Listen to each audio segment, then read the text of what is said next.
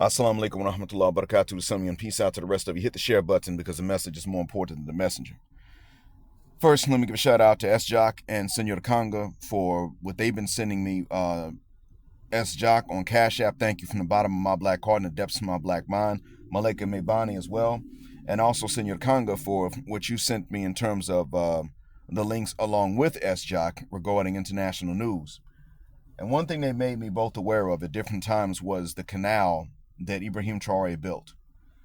I forgot whether or not it's for irrigation, but he built the canal.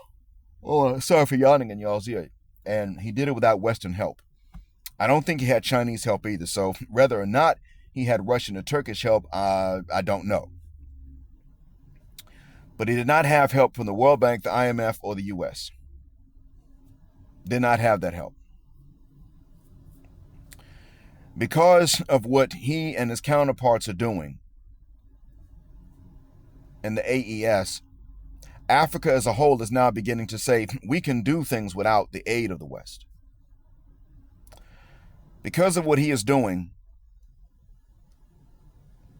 nations in the Caribbean are going to be able to look and say, well, we could also do things with the help of the continent instead of the help of the West. It's a long-term goal, but it is reachable.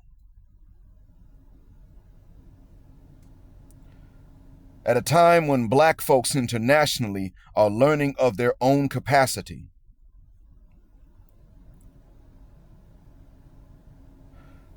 I'm not going to tell you all to go pushing away black folks of other nationalities. I'm going to tell you, as African Americans, FBA, Foundational Black Americans, to rightfully take your place in our race amongst all of the nationalities we represent. And when I say rightfully take your place, I don't mean that you have failed. I don't mean that. Black dysfunction is not a black American phenomena. Black dysfunction is a black poor phenomena. When we black Americans have dysfunction, it has to do with poverty and trauma. And it is the exact same thing when you start dealing with the black dysfunction you would see in a slum in Senegal, or that you would see in a slum in Gambia, or that you would see in a slum in Liberia.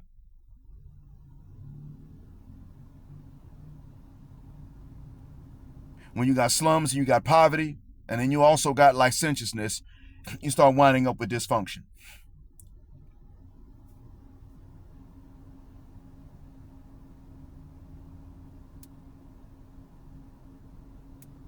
I know about this. And I know because I spent a lot of time, as I've stated, hanging around in my free time black folks of various nationalities. And I've learned back and forth again and again about this. And what I have seen in black romances that were international was about the same as what I would have seen in black romances where the two involved the same nationality. A Liberian and a Liberian couple in Atlanta were as likely to divorce as an African American and an African American couple in Atlanta.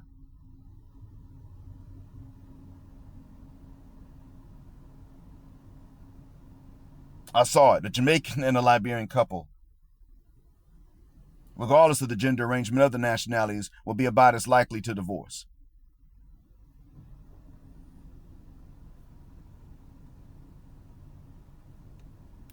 So when I say take your place rightfully, I mean, simply put, you begin to think of yourself as a nation within a nation, with the capacity to contribute to the other nationalities functioning as nationalities. You see, Jamaica is a nation. Jamaican is a nationality. Just as one example. That is where black folks had the experience of a country being in their hands. But Our countries have not completely been in our hands up until recently, and Ibrahim Traore and his two counterparts in the AES have begun to make moves towards our nations actually being our own. You see, when other nationalities have talked about FBA in negative lights, they've normally talked in terms of us not really being a nation. But they were colonized.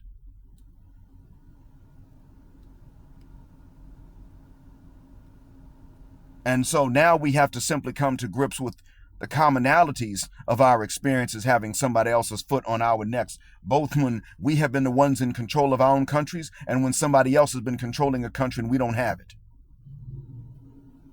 When we've been minorities in other people's lands and when we've been a majority in our own lands.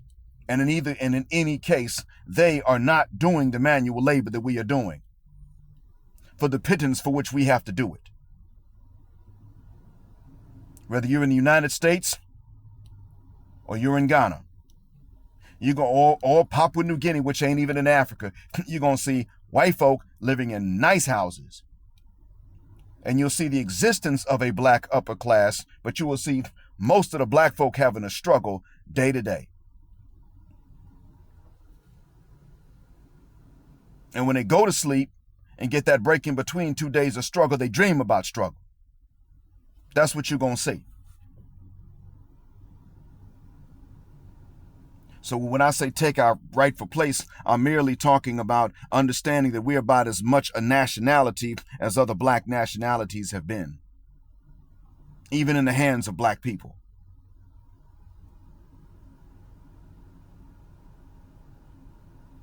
As far as I'm concerned, the Burkinabes are the most African of all black people, because their leader has put the power in the hands of black folks. And I mean the real power, because what he's done is he has cut the ties of dependence, and he even says with Russia, we trade.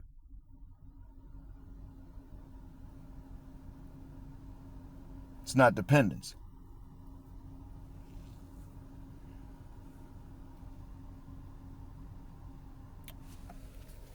Now,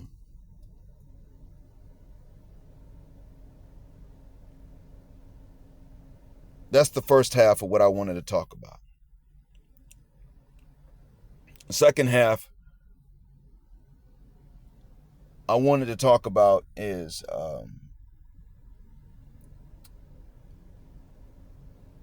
it's about these double standards that we need to have and why and what the purpose is that they serve. Double standards are not going to teach the current generation of women for 1 second to start thinking fairly, behaving fairly. None of that. Current double standards are not going to teach current generations of women to think like they're adults, even though they're the ones that are adults. The ones that are now kids can learn to think like adults if they can see that the environment will, meaning the male environments from which they will pick their men, will demand that they be adults. See, we males have learned that the female environments from which we seek to attract women or sought to attract women in previous generations demanded that we be men before doing such. And however they defined manhood, they demanded that we be that we fit that definition. So if it was a dysfunctional ghetto environment in which the man was the one that ran down that football field and scored touchdowns, or tackled ninjas and stopped them from scoring touchdowns, or the one who slam dunked and put his nuts in other dudes' faces,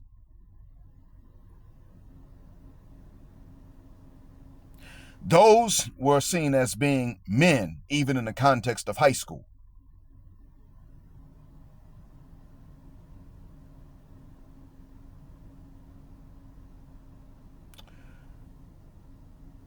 If they define manhood as being financially wealthy, then that's what they demanded. And in the context of an America in which black masculinity is financially punished, with a few exceptions in the NBA and the NFL, a lot of sisters have decided, well, why don't we just go for a little bit of each? This guy's the man financially. He provides. This guy's the man physically. He slides and he glides. And this guy over here is not a man. So he's my emotional tampon. Pretty much decided that they were going to outsource every different need to different dudes.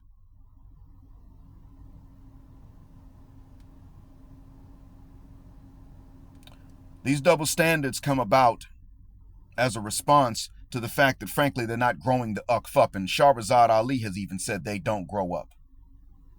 Stop maturing about 14 until they hit menopause. No, the most important time for them to be mature and adults is during their fertile years.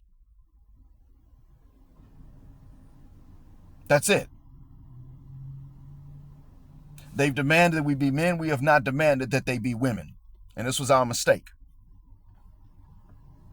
They desensitized us. Imagine if you found out that every single dog walking around here was capable of speaking whatever language the people around them spoke. That they were all capable of speaking, understanding you and speaking. Imagine if you found that out. Would you take care of your pet dogs the same way that you already do? Hell no. You wouldn't have them as just pets that just sit around and you just pet them and that's it. Not their job is to just be your pet. No. From now on, all of them are guard dogs of some sort or something. Some of you would say, well, this dog here likes to dig. So listen, I'm going to plant a garden. You're going to dig every planting season. I don't want to hear that. I'm going to take care of you. I'm going to feed you and I'm going to look out for you. And I may love you, but you're going to do this because you can understand what the hell I'm talking about. And you can answer me back.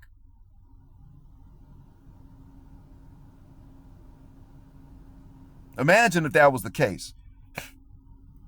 Every single time a dog jumped up on the guest that came by to visit and you said, stop jumping.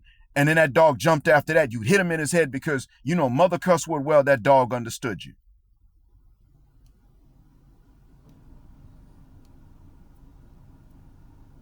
That's exactly what the hell it is. And I hate to compare women to dogs, although they compare men to dogs in all the wrong ways. But that's exactly what it is like when we sit up here. They have done exactly what the hypothetical mutts in this hypothetical scenario I'm telling you have done. It's not real. It's hypothetical. But that's what they've done. They've pretended like they cannot mature to womanhood while demanding you mature to manhood. So here's what's got to be done. These double standards have to be taught to these young brothers with the express purpose, and explain this to these young brothers, that these double standards are not going to teach the current generation of adult women to start thinking fairly and justly. But if these young guys have it while they're boys, then the girls in their age group can learn that they're going to have to mature and be analytical thinkers like they demand that men be. Or they're going to lose to the women that do learn. And that's all that's going to be. That's it.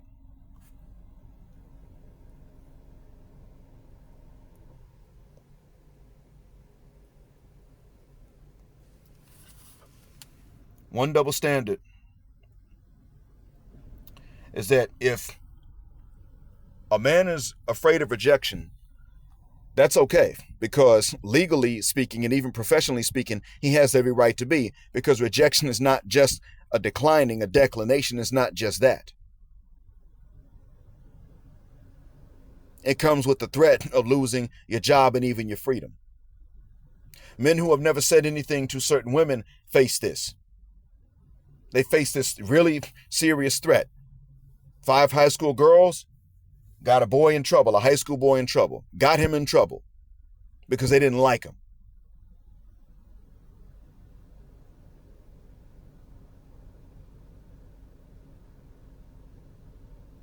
They just didn't like him, so they falsely accused him, and he had to actually serve some time for this, from my understanding.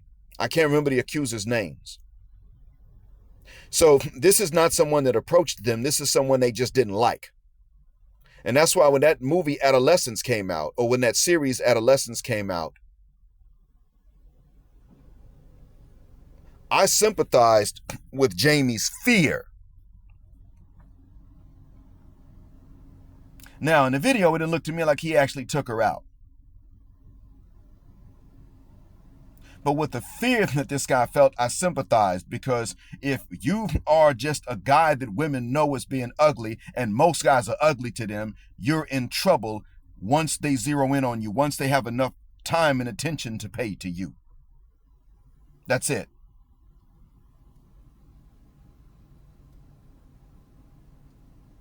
Rejection does not come with just rejection. It's not as simple as you move on to the next. It is also a question of, are you going to be able to avoid and duck and dodge false accusation for things you never did? I mean, honestly, the difference between a gentlemanly approach and harassment does in fact depend on the attractiveness to the woman of the guy. And even Sadia Khan has said that if you are homeless and broke, don't say nothing about how nice she looks. Don't do that. She herself has said she would not respond differently to two different men saying the same damn thing. That's a psychologist. And she's telling you, I'm not going to change my mind with critical and analytical thinking. I'm merely going to tell you that I'm going to react differently to two different guys. That's what she's saying. And it's largely financial and due to how much style they can afford to present. So your fear of rejection is fine. A woman's fear of rejection is hypocritical and immature. They're not the same. What's the reason? You ain't about to sit up here and falsely accuse these bras because you don't like her approaching you. Now, some women say, no, they would do that. Well, that means they're projecting. That's what that means. They're projecting. That's all it means. You guys got to keep this in mind. That's one double standard that you need to have, and you need to be proud of, and you need to promote that and tell that to these young bloods. If you are afraid of rejection, you got a valid reason to be. You got about 2 or 3 of them. If she's afraid of rejection, that's just immature and childish and probably hypocritical on her part. What the F is she afraid of rejection for?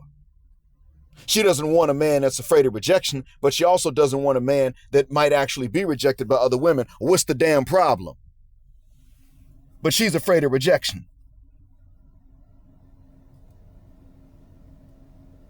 If men simply said, we will not accept women in our lives that are as afraid of rejection as they would blame a man if he was afraid of rejection. If you simply said that, you're now saying, I have a standard for women that is comparable to the standard they have for us. That alone would eliminate almost all the women in the West. In the world, even.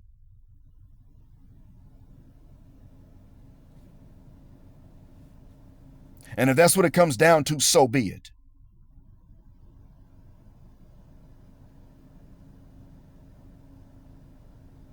And see, I'll tell you this. When it comes down to the availability of smut material, dirty magazines, dirty movies, and things like that,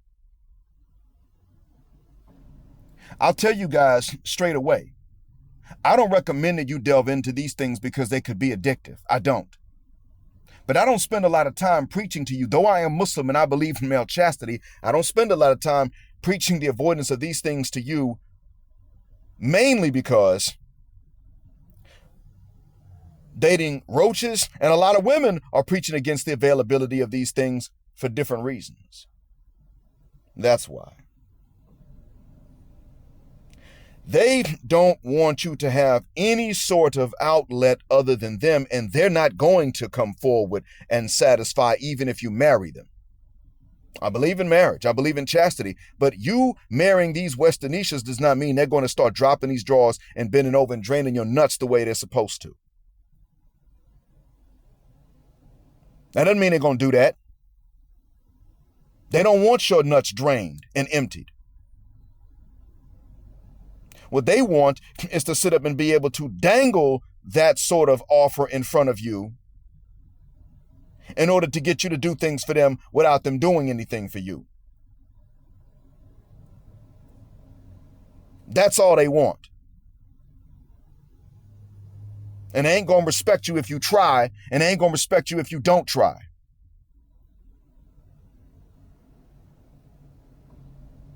It doesn't matter how that goes down.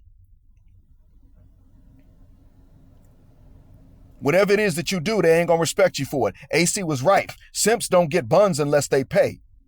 And I know that if a simp pays, he got to pay more than the non-simp to get the same buns.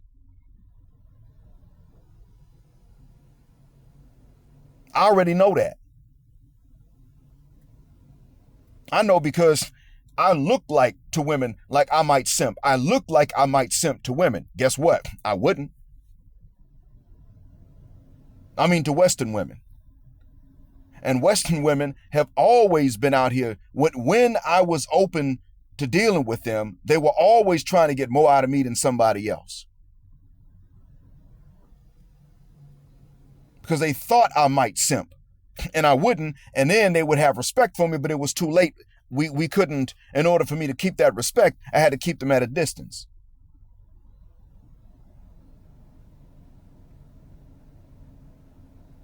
The same respect that I would earn by keeping them at a distance, I would have lost if I'd given them a second chance because they showed me some respect. That's one of the reasons why it was that I simply could not be out here trying to date, even if I wasn't Muslim, out here trying to date Westernishas. Just giving them a chance would cost respect. That's it. It's over. That's who they are.